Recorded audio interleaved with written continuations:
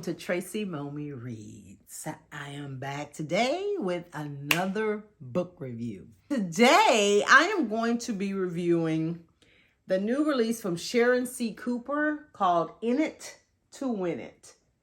In It to Win It.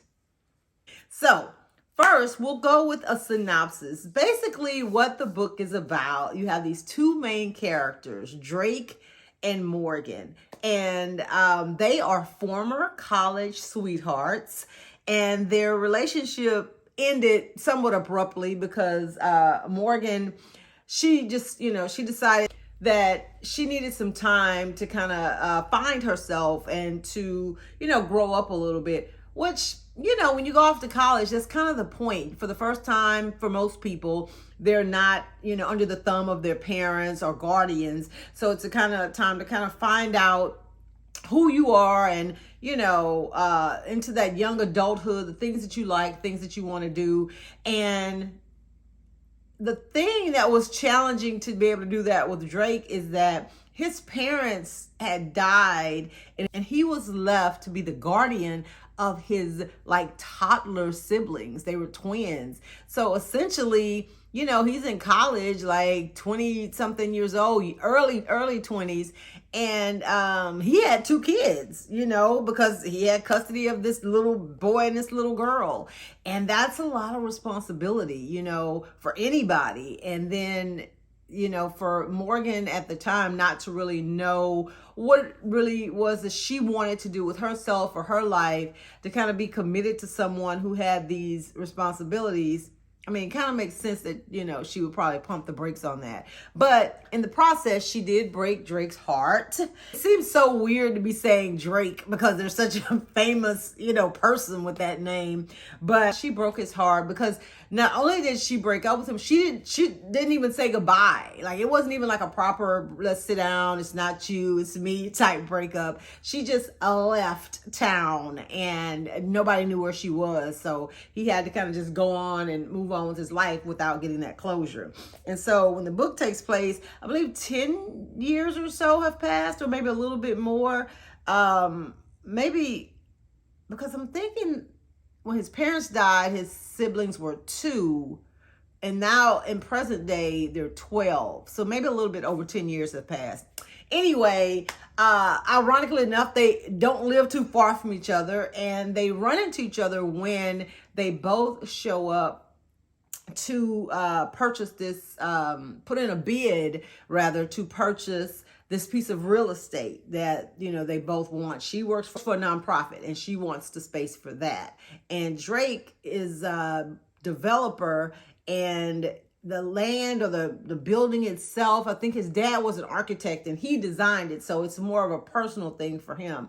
So that's when they first meet. And so you already know that there's some tension there. So they have to go through these series of,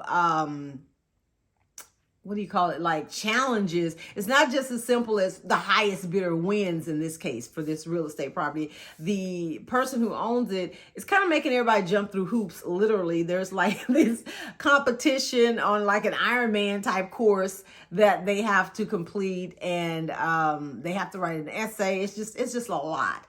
But over the course of that time, because they're spending time together because they're competitors for this property. But since it wasn't I outbid you, now I can go on with my life and move on. And they're having to spend more time together because of all of these, meetings and this contest and all this stuff. And they end up talking, and she apologizes, and the sparks are still there and they still love each other. So they try to give their relationship another go. So of course, this time around, now they have the teenage twins, and one friend who totally doesn't think they should be together, another friend who's kind of rooting for them. So there's little obstacles in their way, but I won't tell you how it ends, but it's kind of about them overcoming obstacles in more ways than one.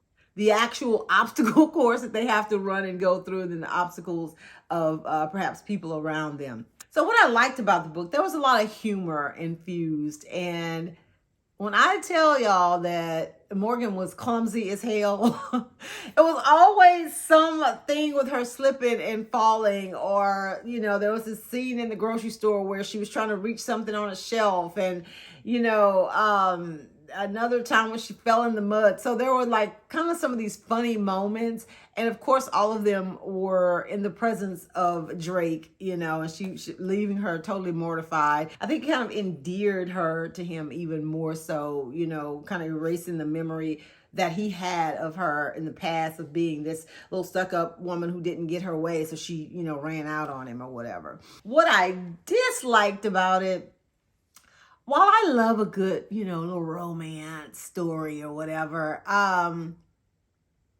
felt like there wasn't enough, like they didn't have to work, like she didn't have to work too hard at his forgiveness, and he didn't have to work too hard to convince her for a second chance. And I know, like, you know, with the buildup and knowing the past, and they'd already kind of been through something, I guess, like they had a breakup already.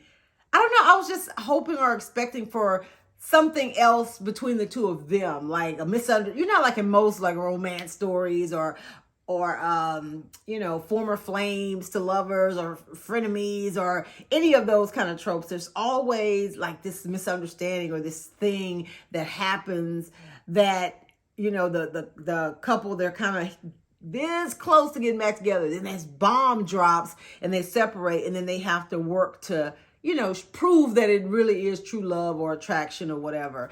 And I just, other than, you know, like some minor obstacles, like I mentioned, there wasn't a whole lot for them to overcome. So having said that, I will, you know, segue into In It to Win It is the perfect story if you are someone who just kind of likes romance for the sake of romance, reunions type stories, you know, kind of like fluff where there aren't any, you know, contrived obstacles in the way or anything that's making it hard for the characters, leaving them to just, you know, be together.